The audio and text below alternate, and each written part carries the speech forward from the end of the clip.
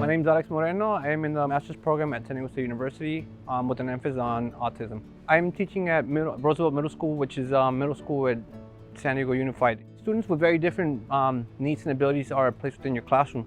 So you'll often have a student who is visually impaired, who is next to someone who has a hearing loss, deaf, hard of hearing, next to a student who has high functioning autism, as it's referred to. And being able to meet all the different challenges is something that as a teacher you want to be able to address, but you're not always prepared to do so.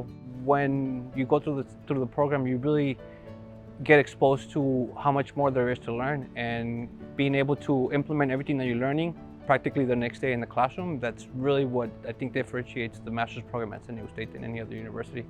You get exposed to the tools that will target each student individually within one lesson, which is something that's very complex, but San Diego State master's program does a very good job of preparing us for it. Special education is something that's always been very natural to me. I grew up with friends and family members who had disabilities, so to me, growing up with them, to me, was something that was very common and very normal.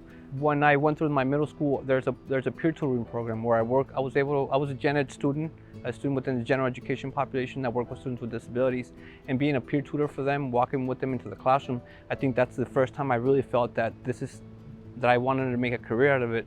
And oftentimes my job, even outside of work hours, is collecting some of these donations, which is clothes, food, gift cards, and passing that on to some of my other students who for the weekend you don't know they're going to have access to a warm meal.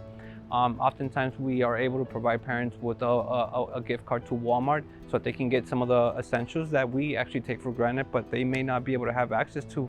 Going through the program and finishing and being able to implement everything that I'm learning and seeing the difference that it makes is definitely something that you go home and you feel good about. Not only do you have good intentions, but now you have the tools to actually make an impact in students' lives and improve their quality of life.